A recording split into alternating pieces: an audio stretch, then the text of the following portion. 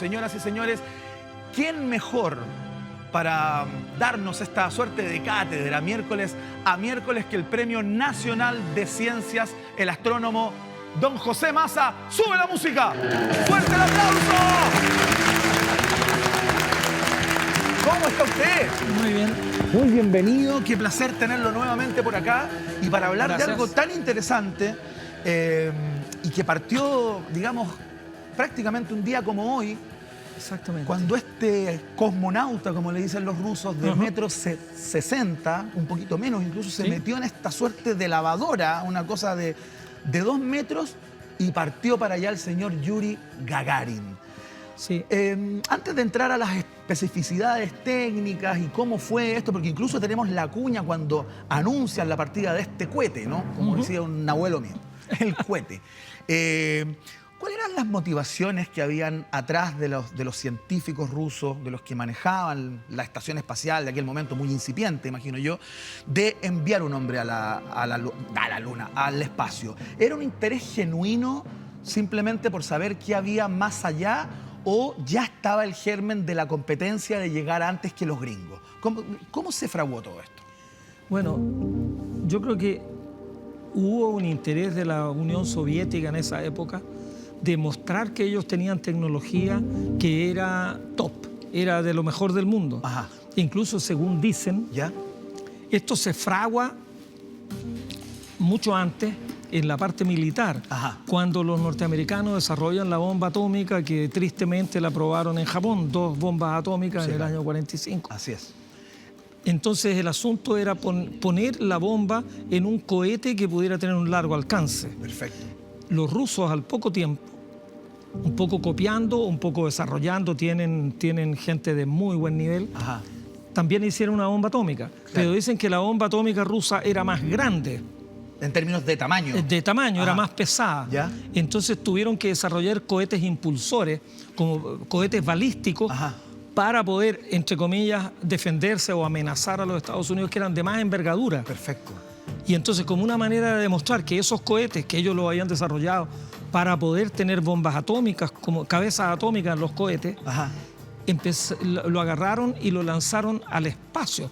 Una cosa es tirar un cohete que vaya de un punto que haga así un arco y caiga. Claro. Y otra es que se quede orbitando. Sí, claro.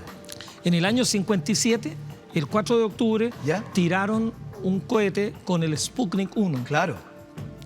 Y Estados Unidos se quedó lelo porque no pensó que la Unión Soviética pudiera tener esa capacidad. Ajá. Y bueno, era una cuestión muy simple. Después tiraron Sputnik 2 y hay toda una historia.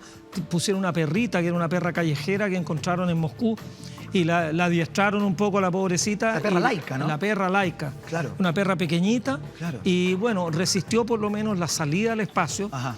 Pero parece ser que hubo un problema de control de temperatura y la perra murió como a las 6 o 7 horas Claro. de estar dando vueltas. Ajá. Pero eso fue el 58. Claro. Pero de repente, en un día como hoy, 11 de octubre, Claro. para Chile, era 12 de octubre allá Ajá. en el otro Ah, lado, claro. como a las 11 de la noche, ¿Ya? pasó por aquí, por el Pacífico, le hizo un ole a la punta de nuestra, ¿Ya? no, A la punta, al extremo sur, dice usted. al extremo ¿Ya? sur, ¿Ya? al extremo del Cabo de Horno, Ajá.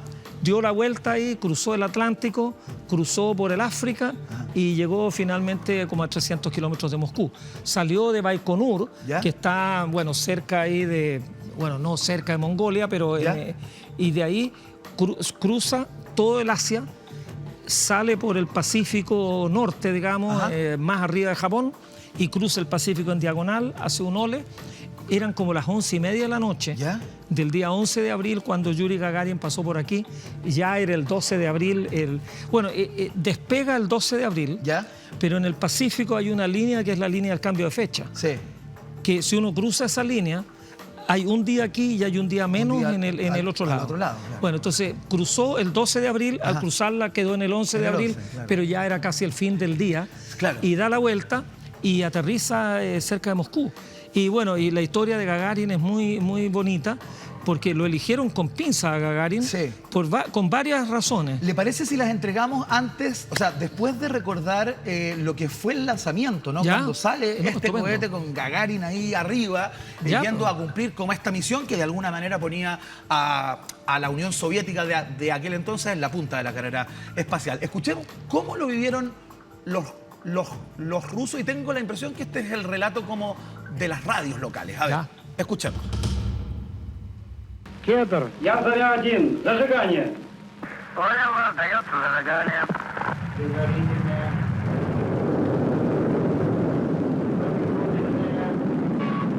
Желаю вам доброго полета.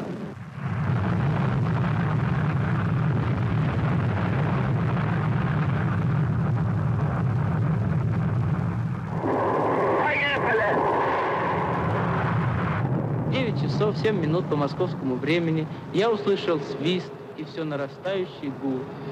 Почувствовал, как гигантский космический корабль оторвался от стартового устройства. Заря-1. В иллюминатор зоны наблюдаю Землю. Настроение бодрое. Самочувствие отлично. Продолжаю полет. Ahí está la voz del mismo Gagarin, justamente, y quien hablaba no Notable. tenía nada que ver con el tipo que lo hacía por la radio, era un controlador, ¿no? Una persona Claro. que estaba a cargo ahí en el centro de Incluso comando. tengo la sensación que ese que mostraban en el Sí. era el Werner von Braun ruso. Ajá, perfecto. En Rusia había uno que era, pero el tipo... capo di tutti. El capo di tutti, un Ajá. tipo muy inteligente que planificó todo el programa espacial ruso. ¿Cómo Korolev. escogen a Yuri Gagarin? ¿Cómo llegan a él? Usted contaba que era un Sí. proceso que fue muy... Sí, bueno, de partida creo que, era un militar, piloto de prueba, Ajá. y de ahí los entrenan, pero eligieron a un hombre que fuera como un representante del pueblo. Él era hijo de campesinos Claro, rusos, claro. no provenía de las altas esferas, De las élites, de digamos. las élites soviéticas, sino del pueblo. Ajá. Después eligieron al tipo más chico de los astronautas, tenía 1,57 m. Claro. Porque la nave era como un frigobar, más o menos, lo metieron adentro un frigobar, Claro, ¿no? claro. Una patudez completa. Ajá. Y después el Korolev, que era este señor, que Sí. era el capo, dijo, si esto resulta, Ya. pues no estaba claro que resultara tampoco. No, po. Si esto resulta, esto va a ser una noticia mundial. Y la sonrisa del astronauta va a ser primera plana en todos los diarios del mundo. Claro. Entonces tenían dos.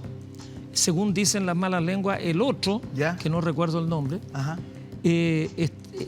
era mejor astronauta, estaba mejor estaba preparado, más que, preparado Gagarin. que Gagarin. Pero Gagarin tenía una sonrisa mucho más bonita. No le puedo creer Entonces, que por una la cosa como sonrisa, esa- eligieron a Gagarin. Porque dijeron, increíble. esta va a ser la portada de todos los diarios. Y bueno, y después Gagarin, acompañado por Nikita Khrushchev, Claro. y por todo, se paseó por el mundo luciendo su sonrisa. Claro. Además, lo otro que yo lo encuentro German muy notable... Titov se llamaba el otro, me dicen. Titov. Titov era el apellido. Claro, que después Titov fue un astronauta, es decir, participó en otros viajes. Claro. Pero creo que eran los dos más bajitos, porque no cabían. La nave era tan chica que no Entiendo cabía. que medía 2 metros en total. Estamos viendo Claro. imágenes en este momento de la nave, ¿no? Que llevó a orbitar a Gagarin. Y sí, incluso las naves actuales, Sí. el Soyuz, que son las naves con las cuales suben y bajan los cosmonautas al espacio, a la estación espacial, digamos. a la estación espacial, ¿Ya? leía en un libro de un astronauta canadiense Ajá. que en este minuto, con esa nave, todos los astronautas que miden más de 1,80 m ¿Ya? están condenados a estarse en tierra porque no caben en la Soyuz, Perfecto. que es la nave que ahora se usa con los rusos para subir al espacio. Y esa Y tecnología, esa nave inicial de Gagarin Claro. era una cuestión, pero de chiste. ¿cómo habrá sido esa tecnología? Yo me imagino que esto era un riesgo importante, ¿no? Habían cosas que ni siquiera se calculaban, imagino yo. Yo creo Era que, más el ansia de hacerlo, ¿no? De conseguirlo. claro, yo creo que incluso lo que no se sabía, y que Gagarin fue el primer conejillo de India, cuando el cohete está Sí. impulsando la nave, ¿Ya? hay aceleraciones enormes. Claro. Es decir, uno está sentado y experimenta 4, 5, 6 veces el peso corporal de uno. Claro.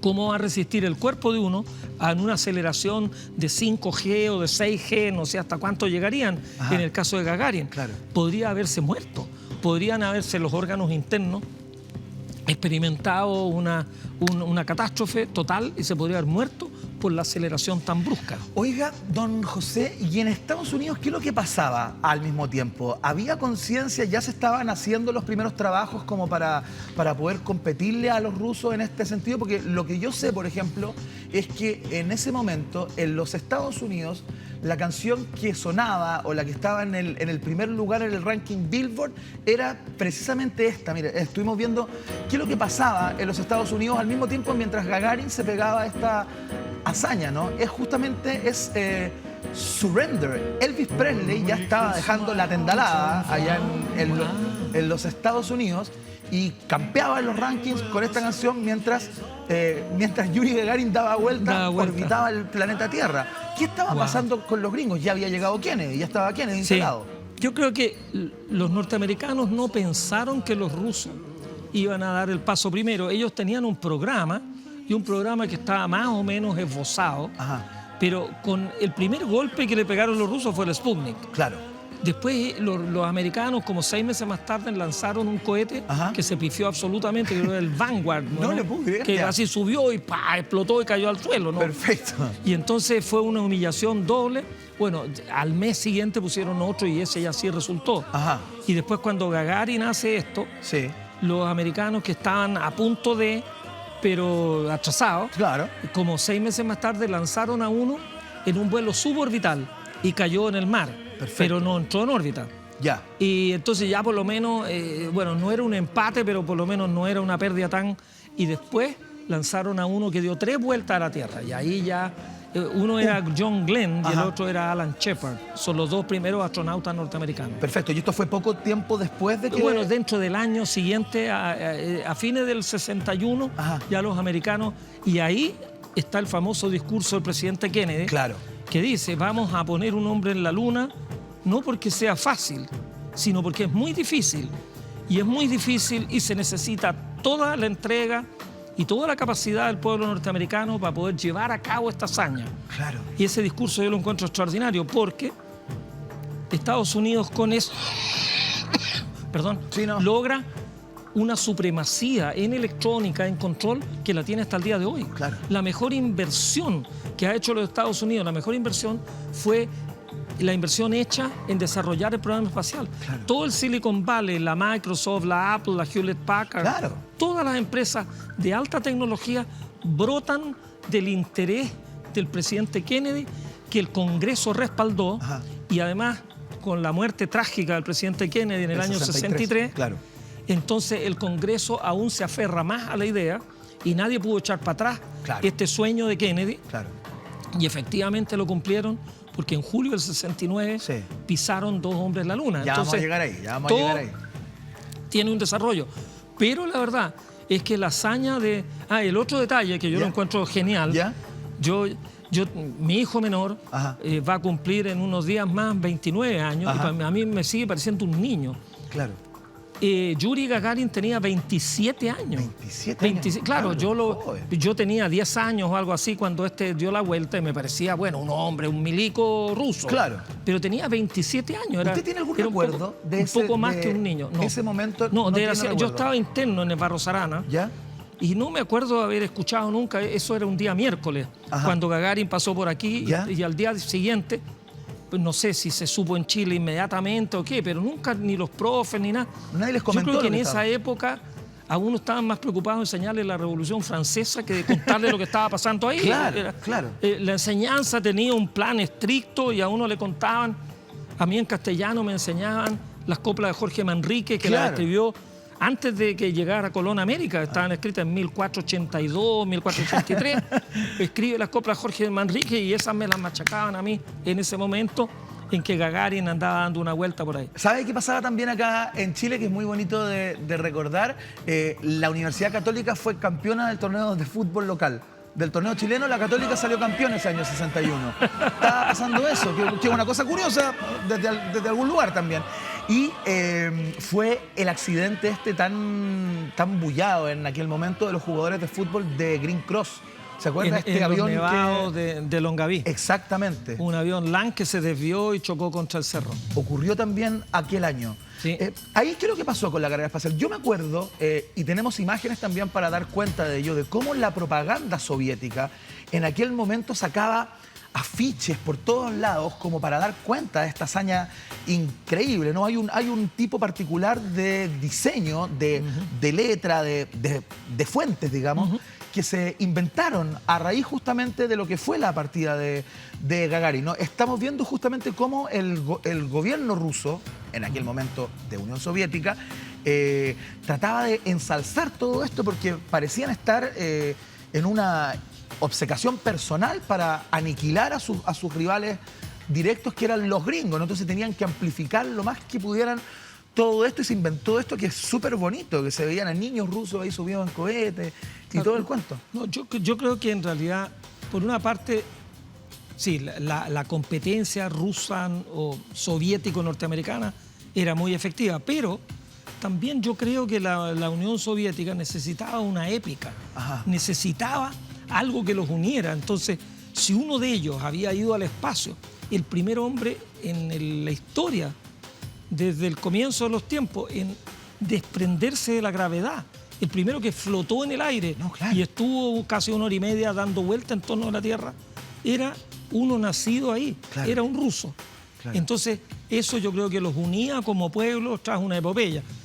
Perdonando las comparaciones, aquí todo el mundo sueña con los goles de Alexis. Claro. Que el Alexis sería como nuestro Yuri Gagarin, pero corriendo detrás de una pelota en vez de detrás de una nave espacial. Yo creo que la épica que armaron los rusos estuvo muy bien montada. Y dicen que Korolev, que era el genio, lo pensaba todo. Hasta incluso él fue el que dijo que entre Titov, que era medio federal, y Gagarin, pongamos a Gagarin, porque su cara es mucho más amable.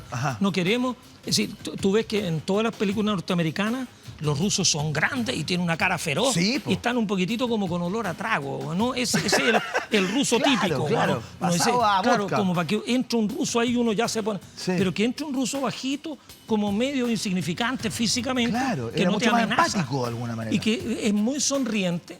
Entonces, era una cuestión, pero muy, muy bien pensada. Oiga, desgraciadamente... tuvo una vida breve Gagarin porque murió en el año 68 en un accidente que nunca ha quedado aclarado. Yo he tratado de indagar aquello, pero él andaba en un MiG, un MiG 15, un MiG no de los top, haciendo un entrenamiento. Y parece que un Sukhoi, que son el modelo como alto de los aviones de guerra, en un día que estaba muy nublado, parece que perdió un poco la orientación, eso dicen, y rompió la barrera del sonido muy bajo y pasó muy cerca del avión que iba pilotando Gagarin. Y la onda del romper la bandera, en el fondo el tsunami atmosférico, desestabilizó totalmente el MiG de Gagarin, lo tiró al suelo y murió. Tenía 34 años Gagarin. ¿Y qué es lo que no está claro, dice usted? ¿Qué es lo es que siempre el accidente se ha dicho, incluso... lo que yo recuerdo de haber escuchado era que él tuvo una falla en su avión, pero iba sobrevolando un pueblo y él pilotó el avión hasta que lo sacó del pueblo. Y cuando ya se quiso lanzar en paracaídas, ya estaba muy bajo y no alcanzó a lanzarse en paracaídas. Pero parece que no fue una falla en el avión de Gagarin, fue una falla producida, una falla inducida por el paso de otro avión que imprudentemente rompió la barrera del sonido sin percatarse de que a 200 o 300 metros iba volando un avión más chico y que no iba a resistir el golpe del tsunami aéreo. Así que murió y, bueno, hasta el día de hoy, eso lo leí hace un tiempo, dicen que todavía no se revela cuál es el nombre del piloto que iba pilotando el Sukhoi. No le puedo creer. Porque, bueno, en realidad en el fondo queda él como un villano. Fue aparentemente un problema de mal tiempo. Siempre en los accidentes aéreos, el componente número 1 para que ocurra es mal tiempo. Había neblina, las condiciones no estaban buenas para pilotar ningún avión. Y estos salieron ambos. Y bueno, el Sukhoi se equivocó drásticamente, rompió la barrera del sonido muy cerca del pueblo y muy cerca del avión de Gagarin, y Gagarin murió. Murió, tuvo una vida breve, pero el nombre de Gagarin es un héroe de la humanidad en realidad. Yo también, lo otro que rescato, Sí. y que nosotros somos muy poco generosos. En general, no sé, nos vamos parcelando. Gagarin fue uno de los nuestros, de los tuyos y de los míos y de los de todos nosotros, Claro. que tuvo la valentía, el coraje de meterse en un frigobar, bueno, y ya, si uno tiene que ir, yo voy. Claro. Las posibilidades de que volviera con vida eran como 50-50, así Claro, tirar claro. una moneda al aire. Claro. Pero el tipo fue. Entonces yo creo que el nombre de Gagarin no se debería olvidar como uno de los grandes. Tal como Colón no tiene nacionalidad, porque nadie sabe ni siquiera dónde nació. Claro. Sí, Gagarin español, portugués, claro. no es el primer ruso que fue al espacio, es el primer ser humano que dio una vuelta en torno. A mí la figura de Gagarin, ¿será que la sonrisa me convoca? Se ve un hombre muy amable, Sí, dan ganas de invitarlo sí, a tomarse un café. A tomarse un ¿no? café, sí, o tomarse una cerveza. Lo Sí. estamos viendo en este momento en imágenes ahí al interior de su... que es como una escafandra, no sé cómo se llama eso técnicamente, pero Sí. parece una suerte de escafandra para cubrirse y protegerse de la gravedad y todo eso. Estamos con don José Massa esta noche de día miércoles. Don José, la próxima vez que nos encontremos en esta carrera en la que estamos, ¿no? De dibujar lo que ha sido la carrera espacial, desde esta intentona, que fue un éxito, hasta el sueño de Marte, ¿no? De habitar Marte. La próxima vez, ¿qué podríamos revisar? ¿Le parece si pasamos por el hombre a la Luna o entre el 61 y el 69 hay algunas cosas que se pueden destacar también? Sí, yo creo que del 61 al 69 hay un desarrollo enorme. Ajá. Cuando los americanos volaban de a uno, ¿Ya? los rusos volaron de a dos. Y después cuando los americanos volaron de a dos, los rusos volaron con una mujer. Perfecto. Cuando los americanos Iban querían doblando las apuestas. hacer, una caminata espacial, ¿Ya? los rusos hicieron primero una caminata espacial, porque no es trivial Claro. estar en la nave, abrir la puerta No, claro. y claro, si a uno le da vértigo de repente mirar un poquito para abajo, No. imagínate andar a 120, 140 kilómetros de altura, lo que uno chequea que el cordoncito ese no vaya a fallar, Claro. porque si no uno va a salir volando para siempre, sería una cosa... y así se fueron, pero... Bueno, podemos seguir en otra Sí. oportunidad desarrollando la historia, porque para llegar finalmente a desarrollar un cohete enorme como el Saturno V Sí. y el programa Apolo, que llevó al hombre a la Luna, pasaron muchos hitos, y ahí recién los rusos, cuando en vez de seguir la carrera con los americanos, Sí. se desvían y dicen, miren, nosotros vamos a tratar de investigar la vida en el espacio, y empiezan a mandar estaciones orbitales chicas, pequeños laboratorios. Ajá. Primero fueron las Salyut ¿Ya? y después fue la Mir. Ajá. La Mir fue la primera estación espacial orbital grande, de un peso más o menos considerable, como 50 toneladas, no recuerdo bien de memoria. Y finalmente los americanos, ahí también, después de que ya habían ido a la Luna, lanzan el Skylab, que era una cosa que pesaba como 80 toneladas y que fue un laboratorio orbital donde los astronautas iban y ya se quedaban 30 días, 50 días, investigar cómo responde el cuerpo a condiciones largas de ingravidez. Ajá. Y cómo uno puede hacer cosas, experimentos, cómo germinan las plantas. Por ejemplo, una planta acá en el suelo se va para arriba porque está siempre contra la gravedad, pero si no hay gravedad, la planta ¿para dónde crece? Los locura. árboles ¿para dónde crecen? Entonces, empezaron a investigar Ajá. ese tipo de cosas en laboratorios espaciales. De todo eso que acaba de esbozar el profesor José Massa, conversamos la próxima vez que nos encontremos acá, siguiendo con esta cronología por entregas acá en Cadena Nacional.